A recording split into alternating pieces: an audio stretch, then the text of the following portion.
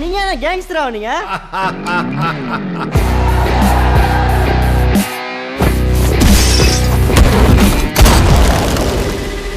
யாரா அந்த கபாலி? வர சொல்றா அவன. தமிழ் படங்களை எங்க மரல் வச்சுக்கிட்டு மியூசியம் முறுக்கிக்கிட்டு லுங்கி கட்டிக்கிட்டு நம்பியாரு ஏ கபாலி அப்படின்னு சொன்ன உடனே குனிஞ்சி சொல்லுங்க எஜுமா அப்படி வந்து நிப்பானே அந்த மாதிரி கபாலி நினைச்சியாடா? கபாலிடா.